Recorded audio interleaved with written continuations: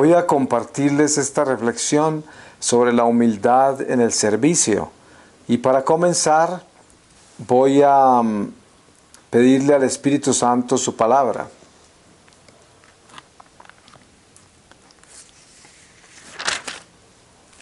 Voy a leerles de la primera epístola a los Corintios, en el capítulo 1, desde el versículo 10. Las divisiones entre fieles. Os exhorto, hermanos, por el nombre de nuestro Señor Jesucristo, a que seáis unánimes en el hablar y no haya entre vosotros divisiones. Antes bien, estéis unidos en una misma mentalidad y un mismo juicio. Porque, hermanos míos, estoy informado de vosotros por los de Cloe, que existen discordias entre vosotros. Me refiero a que cada uno de vosotros dice: yo soy de Pablo, yo de Apolo, yo de Cefas, yo de Cristo. ¿Está dividido Cristo? ¿Acaso fue Pablo crucificado por vosotros? ¿O habéis sido bautizados en el nombre de Pablo? Doy gracias a Dios por no haber bautizado a ninguno de vosotros fuera de Crispo y Gayo. Así nadie puede decir que habéis sido bautizados en mi nombre. Así también bauticé a la familia de Estéfanas. Por lo demás no creo haber bautizado a ninguno otro. Porque no me envió Cristo a bautizar, sino a predicar el Evangelio, y no con palabras sabias para no desvirtuar la cruz de Cristo.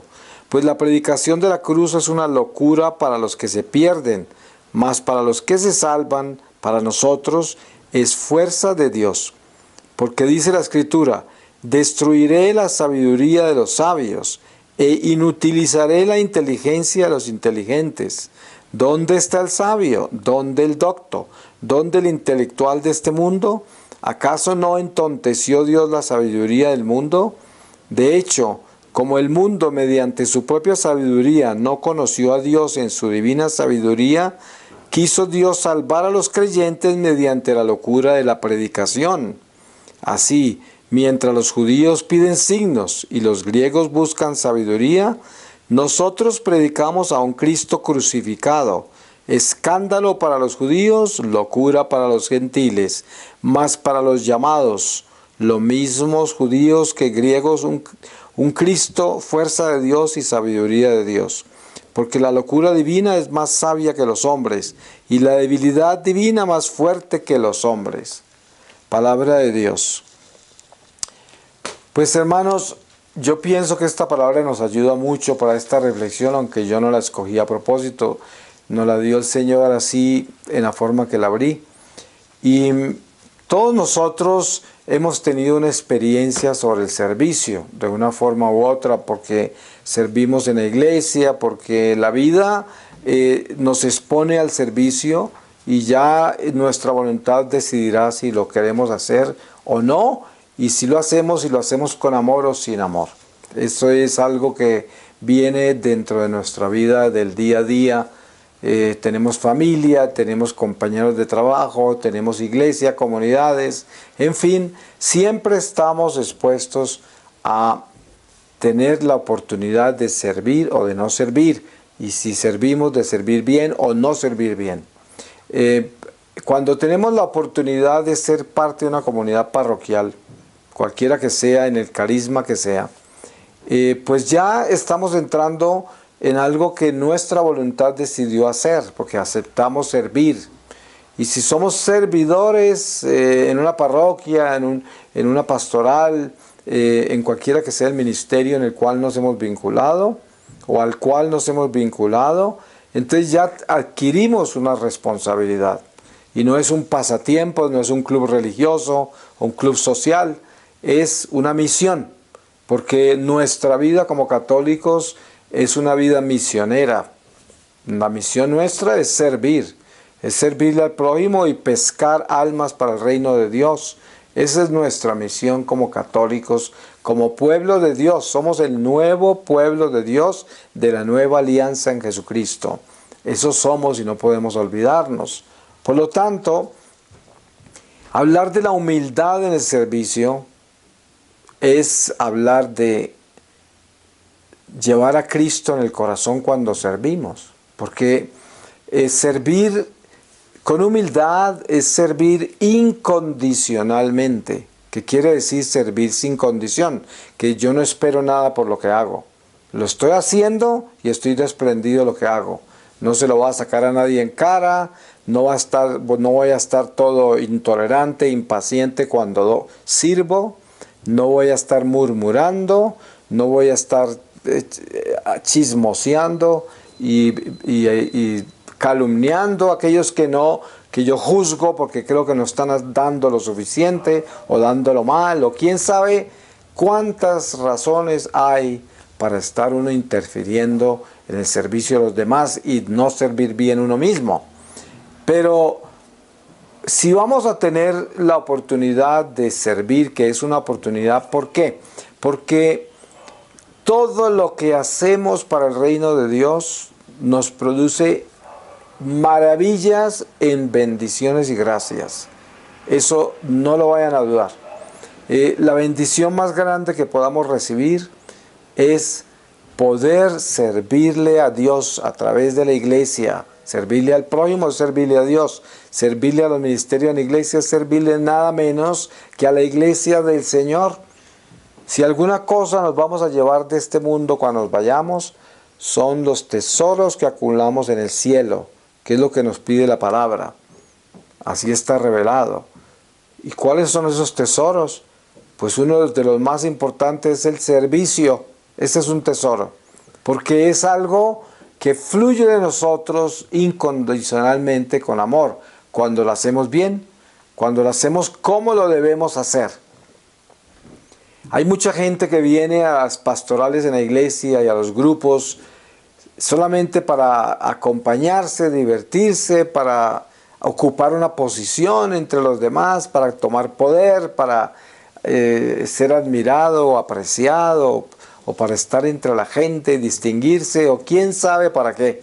Todo razones equivocadas, porque en realidad nosotros venimos a servir en la iglesia es para amar a Dios a través de lo que estamos dando, lo poco que podemos dar. Estamos muy limitados todos para dar porque no tenemos mucho que dar, pero si nos damos todos y lo poco que podemos dar lo damos, eso Dios lo toma en una forma inmensa, porque al Señor un solo pedacito que le demos, Él da 1000 por uno. Así es, siempre y cuando lo demos con amor. Entonces hay que tener mucho cuidado de cuando estamos vinculados en la iglesia, a un grupo, vinculados a un ministerio, a una pastoral, de que no vamos a hacer la piedra en el zapato de nadie, de que podamos llegar a dar con alegría para que otros se alegren de nuestra compañía, de nuestro servicio, para que nosotros seamos gente que aumenta, que produce, que da fruto, que florece, que ayuda y comparte la vida para darle más vida a los demás, que seamos fuente de vida, que seamos fuente de inspiración, fuente de gozo, de alegría y de paz.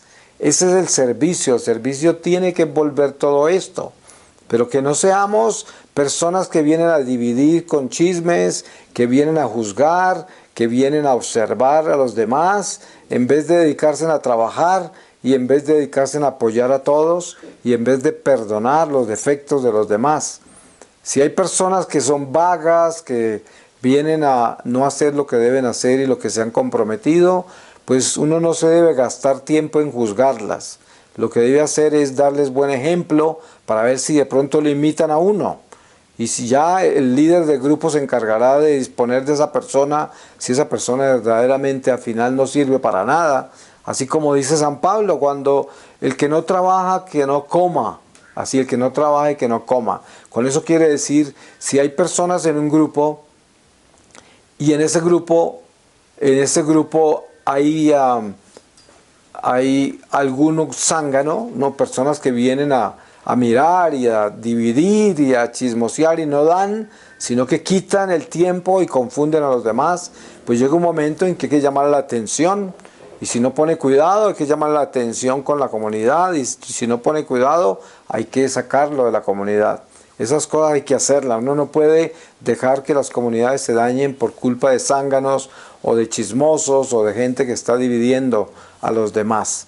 Esto es importante tenerlo claro porque es muy fácil que se entrometa gente que no debe en los grupos. Y hay personas que tienen problemas serios, emocionales, mentales. Pues claro, vamos a ayudarlos, pero no pueden servir.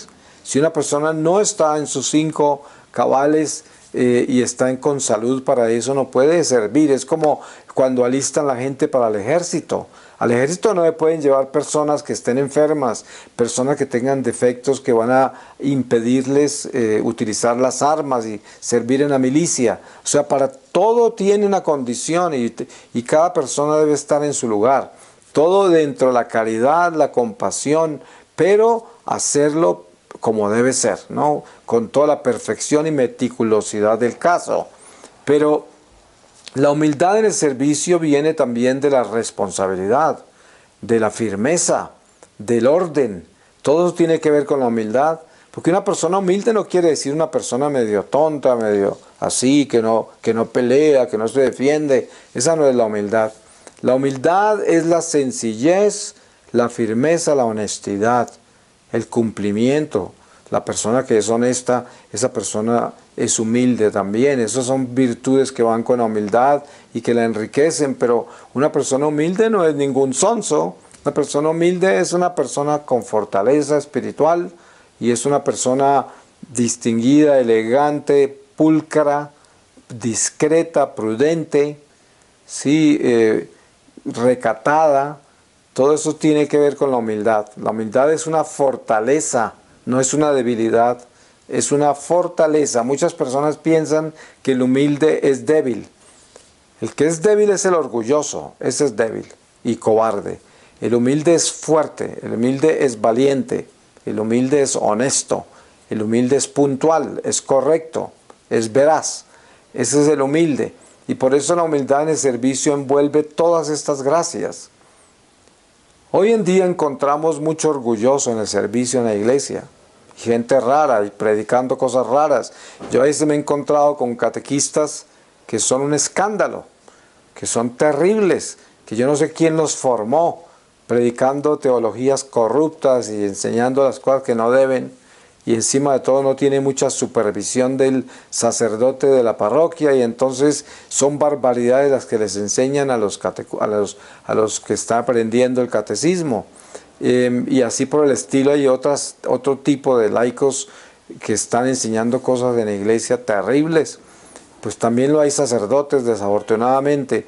Pero nosotros cuando reunimos la humildad en el servicio, lo primero que tenemos que hacer es respetar la jerarquía de la iglesia. No podemos, si un sacerdote está cometiendo errores, no podemos saltarle a tomarlo del cuello, pues, sino que tenemos que hacer las cosas como se deben, ¿no? Con mucho respeto, con mucho recato, con mucha estructura, con evidencia, con todo para poder hacerle un reclamo a un sacerdote por una homilía que no nos gustó, por alguna herejía que predicó, por algún error que nos damos cuenta que está cometiendo, por alguna inmoralidad en la que está en su vida, como es tan común hoy, encontrar sacerdotes con mujer, con hijos, o homosexuales, o sacerdotes que están enamorados del dinero y se les olvidó cuidar de sus ovejas y se dedican a enriquecerse.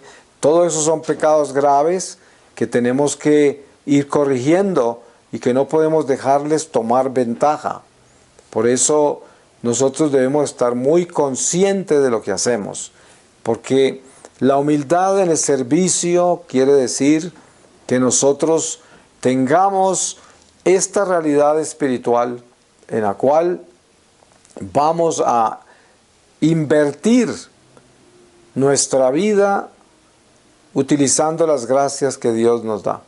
Las gracias de poder nosotros saber que el servir es una bendición que recibimos nosotros. Parece como si estuviésemos dando algo, cuando la realidad es que estamos recibiendo. Porque es más lo que recibimos cuando damos que el esfuerzo que hacemos para dar. Es mucho más lo que recibimos. Sobre todo cuando lo hacemos en la iglesia. Eso es lo importante de tener claro. Sobre todo cuando lo hacemos en la iglesia. Entonces, hay que tener la conciencia clara de que nosotros como hijos de Dios, como hijos de la iglesia, como escogidos del Señor, estamos llamados a servir de todo corazón, incondicionalmente. Y lo primero que tenemos que buscar es la armonía entre la gente que estamos sirviendo. Ustedes se dan cuenta cómo Jesús exhortó a los apóstoles en varias oportunidades cuando ellos querían que, como Juan y Santiago, que los sentara a la izquierda y a la derecha de él. Y él los llamó a todos y les dijo, si ustedes quieren ser el primero, pues tienen que servirle a todos, ser esclavo de todos, si quieren ser el primero. Y les explicó que sentarlos a la izquierda y a la derecha no era para él decidirlo, pues, sino para los cuales ya habían sido escogidos. En esto nos habló de algo muy importante, que es el plan de Dios. Dios tiene un plan y ya están escogidos quién iba a estar sentado a la derecha y a la izquierda de Jesús. Así lo dijo, es para quienes le ha sido dado, asignado. Y como cuando la Virgen María le pidió el milagro en las bodas de Caná y él dijo, mi tiempo no es ya, no ha llegado todavía. Vemos en eso un plan, el plan de Dios. También cuando lo encuentran en el templo, que se perdió de niño, se va con José y María en un tiempo de silencio muy largo, como 18 años, que se va, en el cual no se sabe nada de la familia, más de que estaban en Nazaret, creciendo en sabiduría, dice la palabra, pero se da cuenta que todo ese espacio era un espacio que tenía que vivirse en silencio, y así estaba escrito, él iba a aparecer a los 30 años a la vida pública. Esto todo es muy importante de tenerlo claro entre nosotros, porque ¿qué quiere decir eso? Eso quiere decir que todo lo de Dios está dentro de un plan, y entonces ese servicio que usted está dando en la iglesia es parte de un plan. Usted había sido escogido para hacer ese servicio. Nadie hace nada en la iglesia del Señor sin que haya sido escogido para hacerlo. Aún el que recoge la basura, todos. Entonces es importante entender que Dios tiene un plan. Y qué honor tan grande, qué bendición tan grande el pensar que uno fue escogido para ir a la iglesia a servir en ese grupo, en esa pastoral, en esa misión, en ese ministerio. Y Dios lo escogió a uno para eso, no es un accidente. Claro, uno tuvo que dar el sí cuando sintió el llamado, cuando lo invitaron, que tal vez lo invitó un miembro del grupo o el párroco o alguien, o uno se inspiró de ir a buscar en qué servir. Nada de eso es un accidente ni una coincidencia. Esos son, como dicen, diosidencias, son cosas que vienen de Dios. Es un plan de Dios y en ese plan estamos nosotros. Él no nos obliga. Nos damos cuenta que ni a la Virgen María el arcángel San Gabriel le pidió permiso, fue y le anunció. Pero si ella no dice que sí, pues no se hubiera podido hacer lo que el ángel le anunció. Por eso todo está dentro de ese fiat, de ese sí, que Dios nos da la libertad de tomar, de decir, de afirmar, porque no obliga el Señor a nadie. Hoy estamos pasando un día importante que fue el de ayer, que es el Día de las Misiones. Y ayer fue el Día de las Misiones y la iglesia celebra en la liturgia el Día de las Misiones. Es un día tan importante porque la iglesia es misionera. Entonces las misiones son como la sangre que corre por la iglesia terrenal, porque obviamente la sangre de Cristo es la que nos alimenta y nos fortalece, pero la misión es el destino, la razón de la iglesia terrenal. Tiene que considerarse como algo tan importante porque es lo que Jesús le dice a los apóstoles antes de ascender al cielo: id, anunciar.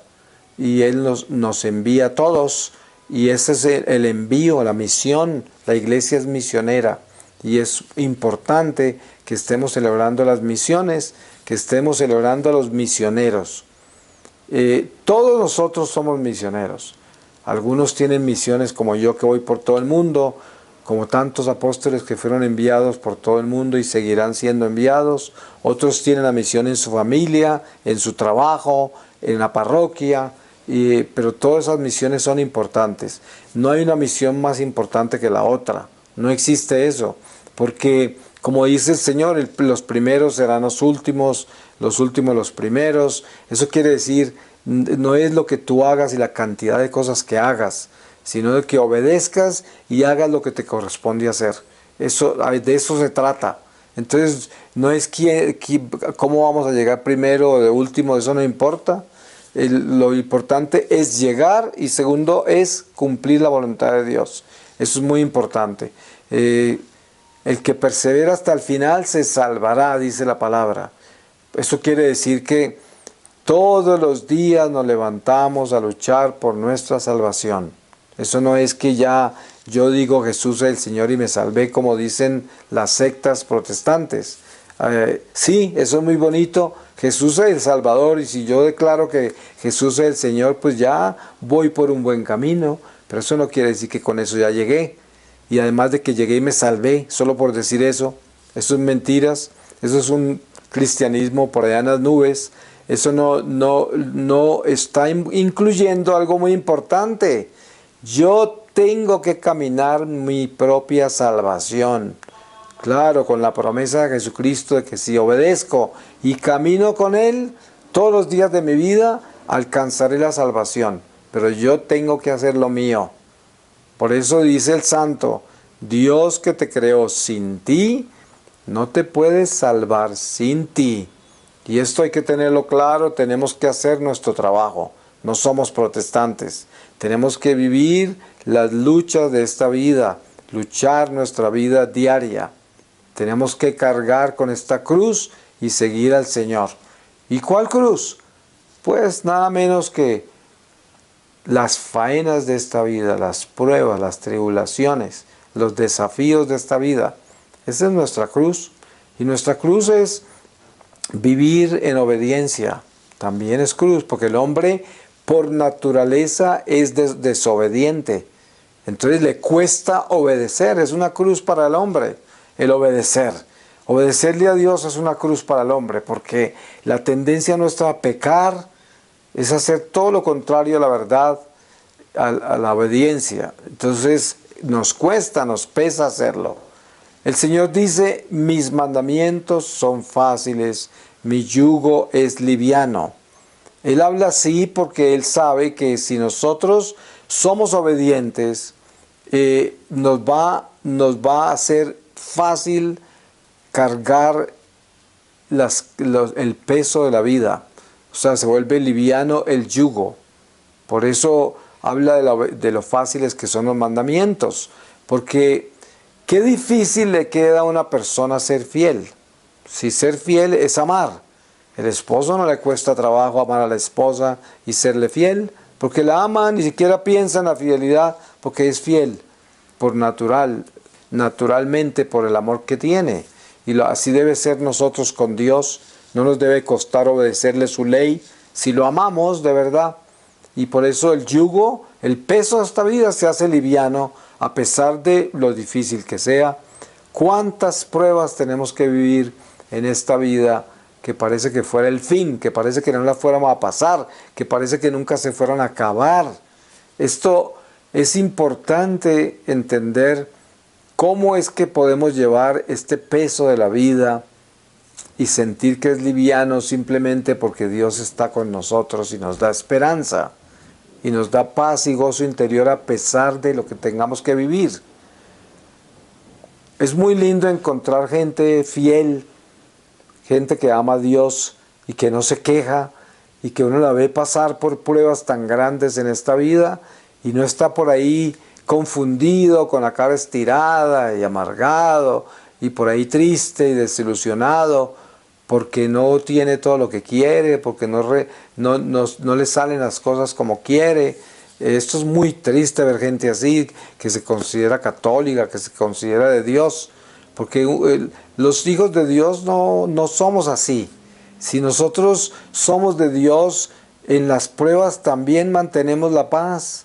En las pruebas no se nos pierde el gozo espiritual, lo tenemos también ahí, solo que estamos sufriendo y solo que de pronto nos toca llorar, solo que de pronto nos toca pasar pruebas difíciles en las cuales no vamos a estar muertos de la risa, obviamente, pero vamos a tener interiormente la paz y vamos a tener el gozo de ser de Dios. Eso nadie nos lo va a quitar, ninguna prueba nos lo va a quitar. Y por eso es importante tener claro que el Señor nos pide a nosotros mantener una coherencia, una armonía en todo lo que hacemos. Es importante, porque de lo contrario nos desequilibramos, nos desarmonizamos y empezamos a parecer por ahí amargados, confundidos, haciendo mala cara y quitándole la paz a los demás. Y la gente no sabe qué nos pasa y nosotros no nos expresamos bien sobre por qué estamos así y estas cosas son confusas. Y es verdad que hay tiempos buenos y tiempos malos, hay estaciones para una cosa y para otra, todo eso lo vamos a vivir, pero hay que mantener una coherencia, hay que ser prudentes, recatados en la forma en que nos portamos. Uno no tiene por qué, por eso el apóstol dice, cuando estés ayunando, como si no lo estuvieras. Cuando estés contento, como si no lo estuvieras. Hay muchas cosas que él explica en esa forma que uno considera contradictorias. Uno diría, pero ¿cómo no voy a expresar mi alegría? ¿Pero cómo no voy a expresar, a decir que estoy ayunando? ¿Por qué razón? Y uno se rebela contra todo eso. Pero lo que el apóstol está enseñando es de que uno debe vivir todo con mucha prudencia, con mucho recato. Uno no tiene que... Es como el rico no tiene que ser ostentoso, porque eso es un defecto. Una persona puede tener abundancia, prosperidad sin ser ostentosa, sin ser pretenciosa, sin ser orgullosa. Una persona puede tener prosperidad siendo humilde, siendo recatada, prudente, siendo amable, caritativa, a pesar de toda su prosperidad. Como una persona puede estar muy limitada y no tener prosperidad y sin embargo ser cariñosa, compasiva, prudente, recatada y humilde sobre todo, a pesar de las limitaciones y la escasez. Así que por esa razón el apóstol habla cuando estés pobre como si no lo estuvieras, cuando estés rico como si no lo estuvieras. Eso es lo que él quiere decir, aunque no lo hable exactamente en ese detalle de todas las cosas, pero eso es lo que él quiere decir, que uno debe estar en un recato, en una moderación, en una coherencia. Y esto es definitivamente importante para la humildad en el servicio, porque cuando uno viene, por ejemplo, hay personas que tienen la madre enferma y entonces tienen que ir a visitarla y ayudarle. Y la madre tiene varios hermanos y hermanas. Y entonces los que ayudan a veces ayudan sin amor y se quejan y critican a los otros hermanos que no están ayudando lo suficiente. Y ya dice, yo ayudé la semana pasada y ahora ¿por qué nadie me ayuda en esta semana? Y empiezan con todas estas cosas que son incoherentes. Porque si uno ha de darle a la madre amor porque se encuentra enferma, porque necesita la ayuda de sus hijos, uno jamás puede sacar en cara eso y tiene que darse lo más que pueda, entregarse lo más que pueda. Así de que hay que tener en cuenta esto y estar muy claros al respecto. El Señor nos quiere tener como servidores humildes, incondicionales, servidores que entregan todo y no esperan nada. El servicio más hermoso que hay es el servicio incondicional. Tenemos que tener claro eso, de que nosotros servir incondicionalmente es un regalo precioso porque nos da mucha paz. Cuando una persona aprende a darse y no espera nada, comienza por primera vez a descubrir lo que es la libertad espiritual, lo que es un corazón alegre, lo que es una persona llena de esperanza, de gracia, de gozo, de paz, porque esa es la retribución que la vida misma te da cuando uno lo da todo sin interés. Eso es muy lindo. haz el bien sin mirar a quién, como dicen. Es como que tu mano izquierda no sepa lo que la derecha hace con respecto a lo que das. Y por eso la palabra dice, el que dio, hizo alardes de lo que dio, ya recibió lo que le correspondía. O sea que perdió la gracia. Uno tiene que estar muy pendiente de participar incondicionalmente en todo lo que uno hace. Des en cuenta que generalmente el chismoso, el que trae espíritu de división a los grupos, el que disocia, el que no trabaja, el que no hace suficiente, el vago en los grupos, en las comunidades, en los ministerios, en las misiones de la iglesia, generalmente es un zángano que todo lo que da lo saca en cara, está quejándose siempre, está juzgando a los demás, es una persona con una lengua peligrosa. Estos son elementos nocivos y no seamos así, que nosotros no seamos así, porque entristecemos a los ángeles, entristecemos al cielo. Eso es la tristeza del Señor y de la Virgen María. Uno debe aprender del ejemplo que nos da la Iglesia por intermedio de sus santos, de los ángeles mismos. Mire los ángeles cómo consolaban a Jesús. La Virgen María, más humildad y más obediencia y más espíritu de servicio que el de María y José, no lo puede haber. Un servicio silencioso, humilde, incondicional perfectamente. Y esto es un ejemplo para todos nosotros. Tenemos que tener claro de que el Señor nos da la oportunidad a nosotros de bendecirnos. Es que uno recibe una bendición muy grande cuando uno está participando en el templo de Dios.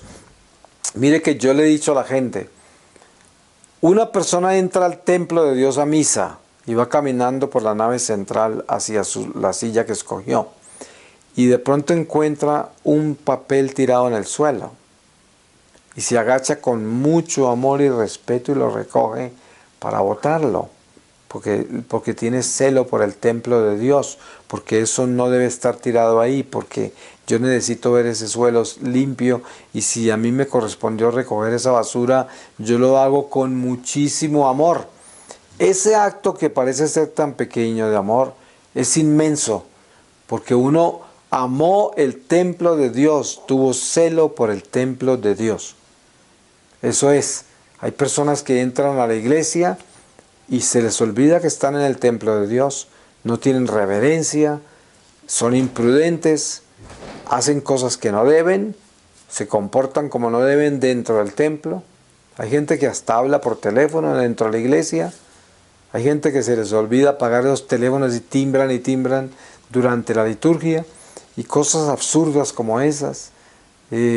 Por eso, en el espíritu de servicio, la humildad juega una parte muy importante. Porque la humildad es parte de esa pulcritud de meticulosidad. La humildad también envuelve el hecho de que uno pueda cuidar de todo. Esos detalles como el que les acabo de compartir, es un detalle mínimo. Parece que no fuera importante, pero lo es. Porque uno debe hacer eso. Es como hay personas que no son conscientes de que ocupan más de un puesto donde se sientan y le evitan que de pronto una persona que necesite de verdad sentarse no se pueda sentar, porque uno está utilizando dos espacios donde no debe. Cositas pequeñas así. Uno debe estar pendiente de todo eso y asegurarse de que el servicio de uno tenga ese tipo de humildad.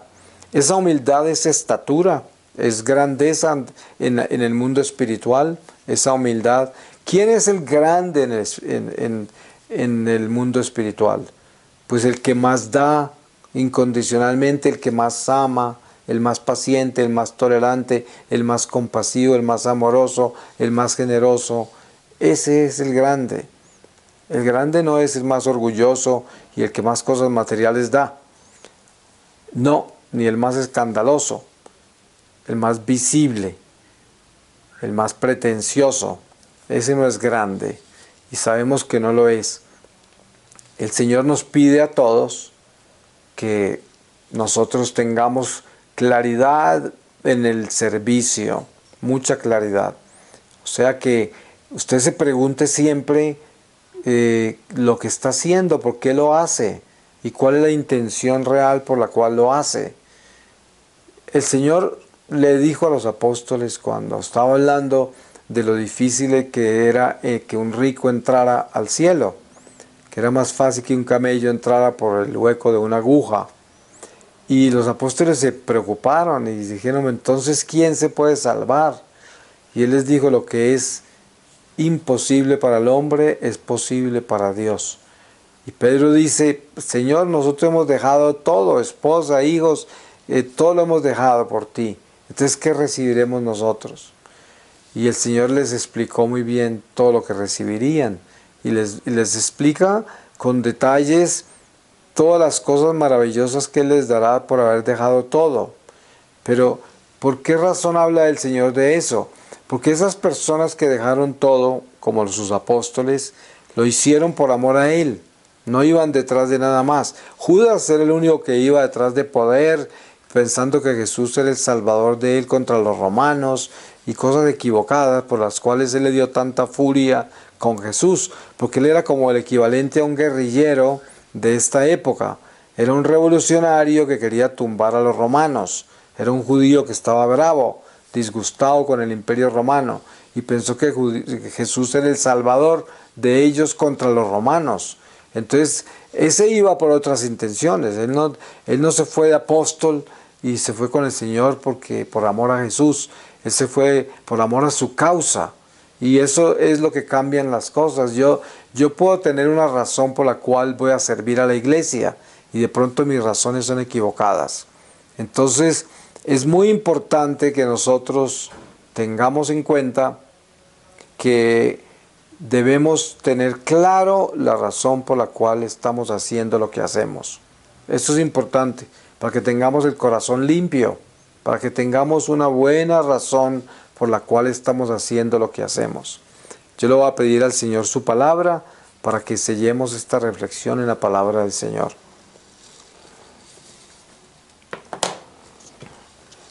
Donde el Espíritu nos quiera llevar.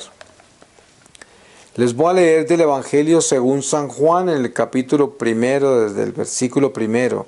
Y dice, en el principio existía la palabra, y la palabra estaba junto a Dios, y la palabra era Dios. Ella estaba en el principio junto a Dios. Todo se hizo por ella, y sin ella no se hizo nada. Lo que se hizo en ella era la vida, y la vida era la luz de los hombres. Y la luz brilla en las tinieblas, y las tinieblas no la vencieron. Hubo un hombre enviado por Dios, se llamaba Juan. Este vino para un testimonio, para dar testimonio de la luz, para que todos creyeran por él. No era él la luz, sino quien debía dar testimonio de la luz. La palabra era la luz verdadera, que ilumina a todo hombre, viniendo a este mundo. En el mundo estaba, y el mundo fue hecho por ella, y el mundo no la conoció. Vino a los suyos, y los suyos no la recibieron, pero a todos los que la recibieron les dio poder de hacerse hijos de Dios, a los que creen en su nombre, los cuales no nacieron de sangre, ni de deseo de carne, ni de deseo de hombre, sino que nacieron de Dios. Y la palabra se hizo carne, y puso su morada entre nosotros, y hemos contemplado su gloria, gloria que recibe del Padre como unigénito, lleno de gracia y de verdad. Juan da testimonio de él y clama, este era del que yo dije, el que viene detrás de mí se ha puesto delante de mí, porque existía antes que yo. Pues de su plenitud hemos recibido todos, y gracia por gracia, porque la ley fue dada por medio de Moisés, y la gracia y la verdad nos ha llegado por Jesucristo. A Dios nadie le ha visto jamás. El Hijo unigénito que está en el seno del Padre, Él lo ha contado. Palabra de Dios. Le damos gracias al Señor y lo bendecimos por esta oportunidad que nos dio. Amén.